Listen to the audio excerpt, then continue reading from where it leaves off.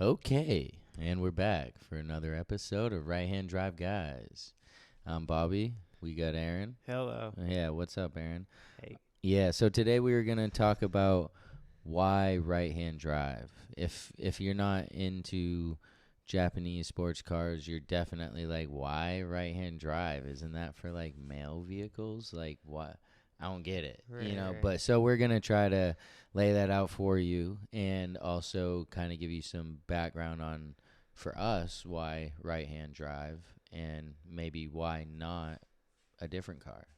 So, all right, dude, why don't you kick it off? What's the deal? Why right-hand drive? So why right-hand drive? Well, Japanese cars. JDM, fool. JDM fools. Yeah. They're right-hand drive. So that's just what I think's cool. You know, ever since I was a kid, growing up, playing Gran Turismo on PlayStation 2. No, that was the PlayStation 1. Yeah. Wow, the Gran original Turismo disc, 2, dude. Yeah. Playing that and seeing like the Skylines and Sylvias and all these cars that we didn't have over here, I thought it was like pretty cool. So it was, I don't know why it was attractive, but like it was just super interesting to me, and like reading the descriptions about the cars and like what kind of engine they had and whether it's all-wheel drive or wheel drive, like Right, like all compared that to like special stuff. the Alfa Romeos or like the other cars that were available in those games. It was always the Japanese cars, of course, but then the in-car like view is you're on the right side. You know, they actually had it like legit. Yeah, like, that was a legit game for back in the day. Yeah, for sure. Yeah, no, that's a good point. Just like the games. Right. And even on that game, they had like, you know, different European cars that were right-hand drive as well. But I don't know, for some reason they just didn't. I don't know. They just didn't really catch my attention. You know, it was always like the Skylines, like the R34s and the S13 Sylvias and S15s that always caught my eye, and those are always my favorites to play on the game because they were always the cool cars. So Right, yeah. So it was like it's not necessarily right-hand drive. Like right-hand drive is secondary to the Japanese cars. right. Yeah, for sure, yeah. So what else? What else got like what else was like inspiring for you to feel like maybe not sure fully right-hand drive cars, but again, that's like the byproduct of the Japanese sports car. Right.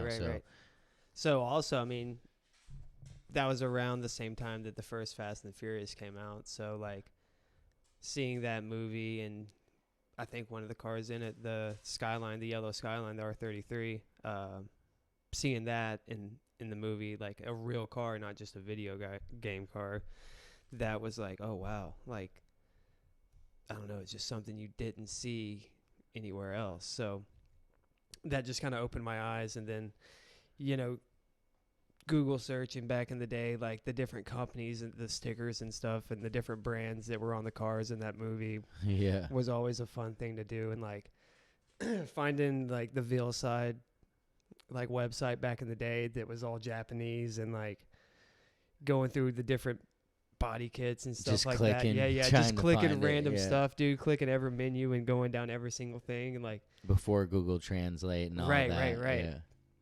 I mean, I didn't know what I was clicking on, but like, I don't know. It was pretty cool to see just that different style of car and like just uniqueness of it. Yeah, and like that, right? Like, it's obviously a whole different culture. So you're like being introduced to it even from their view back then by seeing, and like the sites were junk, and they were like low quality, and all that. But it was still just, I remember doing the same thing, just like, damn, like this is so cool. Like, yeah. You can order this there, like, damn, yeah.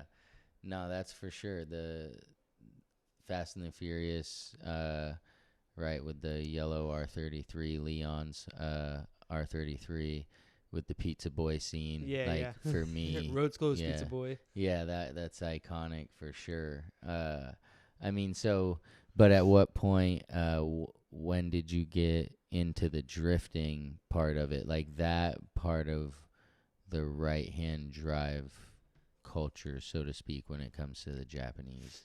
That was a little bit after that. I had like a neighbor that was into cars, and he actually had a 240 SX, and seeing him, put different wheels on it and lower it and stuff like that, like way back in, I think this might have been like 2002, 2001, 2002, like seeing him do that to that car. And like whenever I would talk to him, he would talk about drifting and stuff, and how it's this thing in Japan that, they don't do it in America, but you can find videos of it on, the various downloading websites or programs. It was back in the day. I don't remember which one it was. Don't remember, like Kazaa maybe or something like that.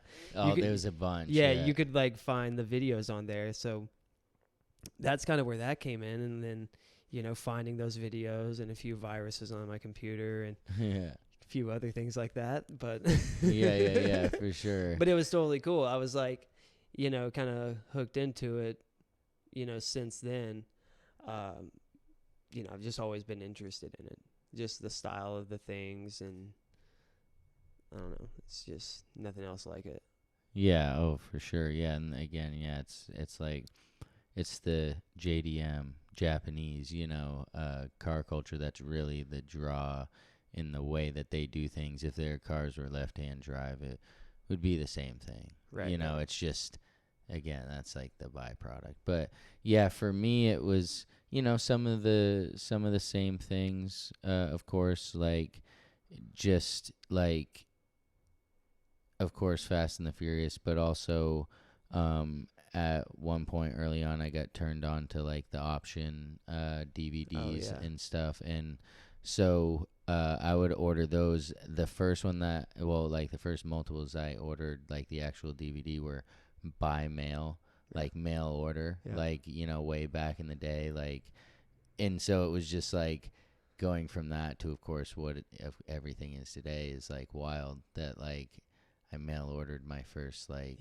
in like, it was like when, like, I mean, it was a long time ago, but so, and then of course after that, kind of with what you said, like downloading torrents or, LimeWire or whatever it may be at 56K, right. Dial up. Way before YouTube. Way before YouTube. And like, dude, yes, dial up, just waiting days to get the option video. And like, it's all in Japanese, and like they're saying everything, and the Drift King's on there judging shit, and you're just like, I'm just sitting there like, oh wow, dude, this is like sick. Like, look at these tracks that they get to test these things on. Look at, and that really got me like a little bit like a better understanding watching those of like what their culture when it came to cars was really all about, and how passionate they are for like the motorsport and like the car period. Right. So that transferred to me, I guess. Yeah.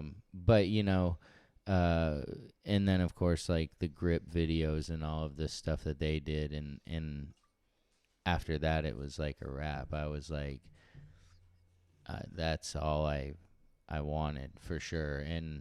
And then getting the magazines and like flipping through them and like all the body kits and all the shit you could do for like these import cars that, I mean, you could like do it for some domestic cars, but it always looked like cheesy. But like with who wants to do that to a Cavalier? You're funny. Yeah, I had my first car was a '97 Cavalier, and I put a body kit on it. And no shame. No, I mean, this was in like '02. It was only 5 years old, like late '02. So, I mean, whatever. I had black wheels, 17s on it. I had a carbon fiber hood, body kit. I was doing it, like.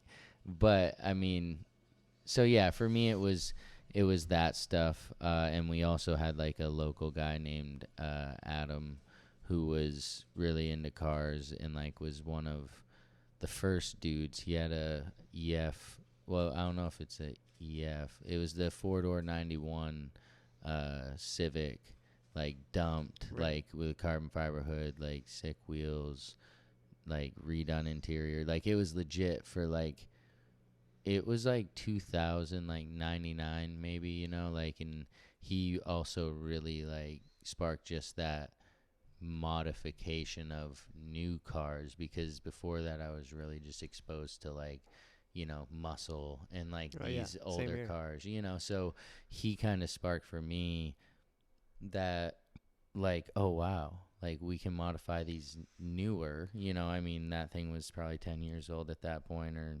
9 years old, but still feeling like that's a new car. Like, damn, you can make these cool. Like, so yeah, I mean, I think, you know, all those things combined really just sparked it for me, and it's one of those like original things that you fall in love with at like an earlier age maybe, and like sticks with you forever, you know. Yeah. So but yeah, I mean, that's cool. So kind of similar but different influences in the way that each of us got into it.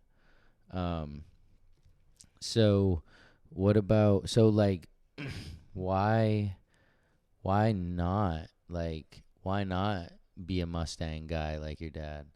Like why not, like why, like with all of that influence around, like we said, you know, whether it was that or what, you know. Okay, so first let's just go through it. Why not like a Mustang? I don't know. It was one of those things. My dad always had those. When I was a kid, he had like a Saline Fox body, and multiple other Fox bodies, Mustangs, that were a little bit modified. But I mean, I was into them. But once it came to get my own car, I don't know. I mean, those were a little bit out of my price range, maybe. Right. Yeah. When it first came to get my first car, because Japanese cars are obviously a little bit cheaper. Used to be. Yeah, used to be. Yeah. Used to be a 240 was, definitely under $3,000, and you would have a nice car. Whereas like Mustangs and stuff back then, were more expensive. Right, for right sure. around $10K or so. So now, I mean, that was 240s are probably more expensive than some definitely some Mustangs, but yeah, no, it is wild how things have kind of changed on that. Right. So I mean, I think that was kind of one of the things, but I also liked the styling of the Japanese cars and the way they felt, and the 4 cylinders and how they revved and how they drove, and yeah, I don't know what it was, but I was just into it and just into the styling. Yeah, like for me, I was like super anti-domestic.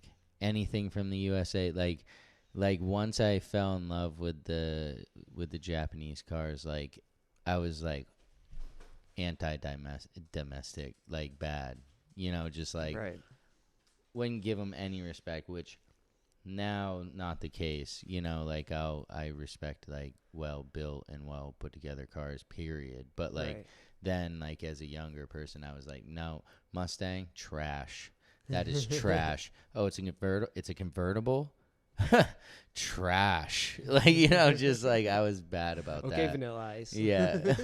So but okay, so what about the Euros? Like why not, there's right-hand drive European cars, right? Yeah, I mean, obviously, all through Europe they have right-hand drive cars, but I don't know. I mean, I just never was into the Euros thing. I don't know what it was. I just wasn't into it. They sounded funny, like, because they always had like inline 6 or something NA, and they don't have lug nuts. They have lug bolts. Yeah, I'm just like, weird stuff like that. I'm stripping that quick. Although I did own a Mercedes wagon for a little bit. That was pretty cool. That thing was cool looking. Yeah, I mean, but I never got into it. I wasn't going to like the meets and stuff like that. And I just thought it was cool looking. But what's it called? Vag Fair or something? Yeah, like, there's a bunch of them, dude. I'm like, that's a whole other thing. I can't even do your thing. Whatever. That's a whole different animal. And it's just like, I don't know, just not my thing per se. So yeah, I feel you. I don't know why I never got into it. It just wasn't as attractive or mysterious, I guess, as the JDM stuff. Because like most of that European stuff we got over here. True. But like there was probably maybe a few. Other than brands, like they have complete brands that we never got over here. Yeah, and I was just like, what even is that? Like No, same with like Alfa Romeo. They had the cars on the game. Right. But like you never saw them over here really, but whatever. Said Lotus for a while was like that too. Right. It was on the game with that like twin turbo. What is it? It's I don't remember which one that is, but then you would never see it. Right. So I never became a fan of that because it was zero influence. Yeah. Whereas like Nissan, like you knew what a Nissan was, you knew what Zs were, like 300ZXs and things like that. You knew what that was. So to see something that was similar but like different in a better way, like the Skylines or the Silvias, you're like, oh wow, that's sick. Like and it's just something about it just attracts you to it. I don't know why. Yeah, and then so for me kind of the same thing. Like I guess I was turned off from Volkswagens and like Audis and stuff because of like Volkswagens and the Jettas, and I thought that like the GTIs or the R32s were cool, but like not nearly as cool as a Japanese like like a Silvia or don't get me wrong, there are some cool Euros out there. Supra. Yeah, no, they are, and they do a good job like styling them and all of that stuff, like for sure. Like that's where I feel like the like super camber stuff belongs, is on those type of cars. Right. Personally me, like that's like the bags and all that. Yeah, the bags and so I mean same here for me with the Euros. So let's see. I mean, besides that I mean that's like a lot of the other cars you would choose, like domestic, same kind of thing. For me, same as like the Mustang, right? I was like anti anything that was coming from America because I was like total JDM train at that point. Right. Just, like I would never even consider these. Plus, my first car, right? Like we talked about my 97 Cavalier. So the way that I like chose so I went to the back of the magazine to all of the body kit bumpers and stuff, right? And so I'm like, okay, my mom's like, get a list of cars, you have this much that you've saved up, get a list of cars, and I'll ask, these people that I know with dealerships, like if they have any of these, and I'm like, all right, cool. And I go to the back of the magazine, I look at all, I'm like, okay, Ford Probe, Chevy Cavalier. Yeah, I like start writing these down, but then it's like, Honda Civic, like Toyota Supra, like, like these did whatever they had pretty much, right. Unless it was like, it's not like there was Hyundai Tiburons yet or anything like that, really. Like that. So it was just like, so RX-7, like any of those that they had in the back of the magazine at that time, in 2002 or whatever. And so, like, of course, she doesn't pick the Honda Civic or, anything like that. She has me go pick up the Chevy Cavalier. But, like, dude, like, 80,000 miles. A 97 in 2002, 5 years old. Yeah. $2,200. Crazy. Dude, insane. Yeah. Like, I feel like looking back at that, I'm like, sure, maybe you hooked us up, but even at $3,000, like. Dude, they make cars so cheap back then. Oh my gosh, dude. It's insane. Like, a 5-year-old car with 80,000 miles you're getting for $2,200. Like, what the fuck? Like, it's just wild because of the way that obviously things have gone. But so where do you see the future of right-hand drives? Like when we say the future of right-hand drives, like the market, the future cars coming in, any of that stuff. What do you think? That's it's gonna be interesting. Obviously we got like the R34s that are becoming legal and the S15 Silvias.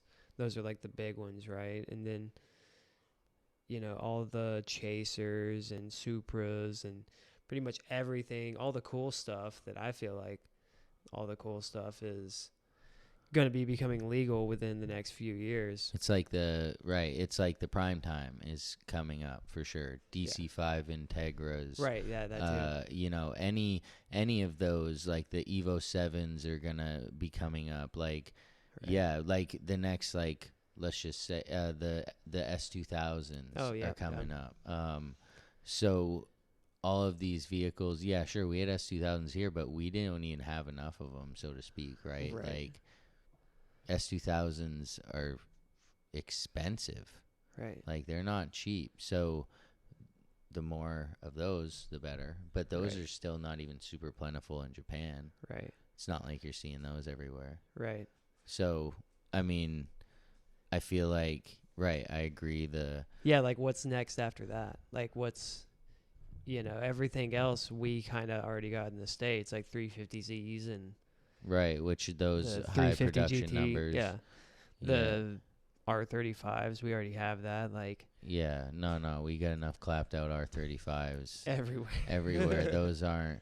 I mean, right, same with like the Evos and the STIs, once you get to the Evo 8 and, once you get to the 04 for the STI, you have it, which don't get me wrong. Like, I'm about it. If you can get them at a deal and bring them over, then it still makes sense because those are dope cars. And I'm sure there's like, certain models and like additions and stuff like that, I might not necessarily be versed completely on, but as far as like Nissans and stuff, like I don't really feel like there's anything. Like same with Hondas. I mean, maybe the EP3 Type R. They're with the rally shifter. No, dude, that's no. But until then, like what? No, like maybe like the next generation. What is it? The 8th generation Civic Si or Type? Did they have a Type R? Type R, yeah. So maybe that one, but like even so, like we I guess we didn't have that over here, but it's not like that's anything special. It's still the K20, right? Like. Yeah, I mean, I feel like probably after the year 09, there's not shit besides like the FK whatever FK. Right, but that's still a while out. That's like 2035. Right. No, right? So that's what I'm saying. 10, the next 10, 12 years. Yeah. That's all. That's it. That's it. Like, and then once they're over here, right, and once we've like ate them all up out of Japan, that's it. Like, once, what is it? Once they take them to Dubai and wreck them, like once they buy them up, take them to Dubai, right? Whatever, use them at a smash room in Dubai, whatever they do with these things, like. But it's like, it's gonna be hard after that because you're working with, like, we're working over here with what we got. Right, dude. Imagine the first year R35 GTR becomes the 25-year legal and they're still making the same. Oh my gosh, that would be insane. That would be crazy. That's in 09 though, right? Yeah, so like, but imagine that is like they're the almost 2035 GTR. They are almost on 20 years of the same body style, dude. I mean, they're 6 years away. But still, 14 years, dude. Get a grip, dude. Come on, like. They made the R34 for how many years? Like 3? 3, yeah. Same with the 33. Yeah. And I know, dude. The most sick cars, dude. Like, they made for why no did time. they? Yeah, it sucks. They were just so quick to like be on to the next thing? Is it because like the technology was like moving so fast, or like maybe, or just like what was it? Their involvement in the racing. Right, but like they're still pretty involved in the racing. Yeah, but like I don't know. Then it was probably different. Like they probably got a different budget now. 14 years. Like the same like dudes. Like just wow. Right. That is just so This is what you're going to do that with? Yeah, I mean, so okay, so we're at that point we're in the year 2035 or so, like you said. So I mean, the future looks good right now for the near future, but long term this is just like anything else, you know, just like the muscle cars, just like the old Ferraris, just like any of that stuff. Like the time will like pass. An unobtainable classic thing that you see rarely because of how many are lost to whatever accidents, theft, you know, all these different things. So right at that certain point. So what does that do? In your opinion, what does that do to the market? Like, so where does the market go in 12 years, in 15 years? I have no clue. I mean, hopefully, I don't know. I mean, I'm not one to buy cars to sell them. Like, whenever I get them to keep. So, not necessarily looking at the market past that. You know what I mean? Like, if it goes up, it's only going to hurt me because I can't get another one type of thing. Yeah. So, I mean, really, like, I would like them to stay low, like, but that's only because I want to get another. Right. 2 or 3. Yeah. Exactly. Yeah. And so I agree with you in the sense of, yeah, like, of course, we would like them to stay cheap because we all want more. But how many people are like you that are sitting on them and never have the plan to sell them until whatever they pass away and their family sells it off? They have to. So what, like, you know, how does that affect the market in the sense of, okay, so now these people are sitting on them. So these ones are coming over and they're getting bought and you like never see them again, really. You do. Because they go to the enthusiast or whatever it might be. The people that actually wanted them. Yeah. Yeah. And so, you know, these cars are like off the market. And so then the ones that are on the market, there's less of them, right? Right. And the ones that are probably being sold by someone. Right. Exactly. That doesn't want to sell it. Yeah, you're right. Someone that doesn't want to sell it. Yeah. Once they're all over here, especially. Because then at that point, the importers, that sucks. Yeah, what's going to happen to those guys? They're really exporting now. Yes. Like, right. What are they going to do? Like, because and the people on this side selling them, those little dealerships, you know, whatever, the right-hand drive specialties, like, are they going to be scraping over there? Like, but the supply's gone. Like, it's been eaten up. Like, I mean, I'm sure there's got to be something. Like, there's got to be something they can still export, whether it be like some of the K cars or like, right. You know, who knows, like, what's about to become legal that we don't even know about. Right, yeah, that's true. I mean, so that's like... But still, that's still, like, such an obscure market, like... Yeah, no, that's going to hurt them bad, but... So that's the thing is I believe that the market will, like, kind of take a dip because the whole economy is, but then, you know, give it these 10 years, 12, 15 years, and, like... There's no more. There's no hope of any more. There's no... Right, just like classic American cars. The price has gone up. Insane, yeah, like insane. And like, so I believe, right, at that point, of course, certain models of car especially will be like insane. Like there will be $1 million R34s. I believe that. Oh, all day. Like, because right now there's already $400,000 GTRs. Yeah, it's insane. So... Insane. Like, yeah, I believe that the market will take a dip and then jump back up in the long term, you know, so which I believe will be good, you know, because while these cars are coming in, they become more plentiful and the price goes down, we can scoop some up. Yeah.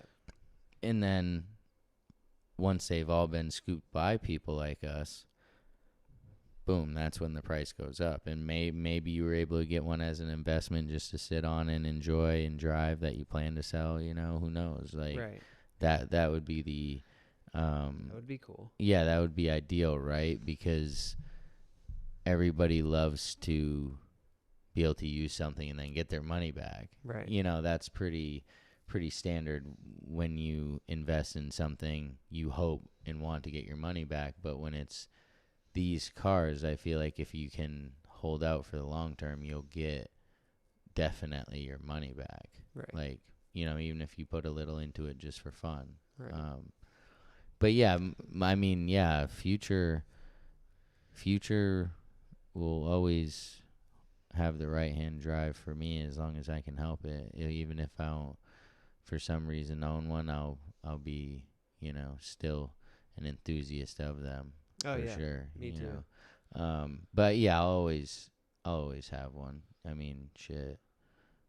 What the fuck else? Like, yeah, Right. it'd be like life would be 'em. boring. Yeah, I already got it. Yeah, like I said before, I mean, I got it so I could enjoy it. Like, I didn't get it as an investment or didn't get it because it was a good deal, because it really wasn't. Especially, at the peak of COVID, like, it's not really, that wasn't the best time for the market. Like, right. Oh, yeah. Much doubled in price at that time crazy for something like that. So, yeah, especially I mean, those. I got it because I enjoy it, because it's what I'm into. Yeah, and I mean, yeah, it's cool. It's a perk having like something more unique than like the average car that you would buy here, like that. And then the experience of driving, on the right side like that on our roads especially is interesting, because you're like hugging you're hugging the like white line kind of, so that's definitely a different experience. I look forward to driving in Japan and that's gonna be nice. really like doing it the right way. That'll be a good time. But yeah, so I'm looking forward to the future, even if like the height of it is in the next 10 years for sure. Yeah. All right, I think that concludes this week's episode of Right Hand Drive, guys. We appreciate you listening for sure.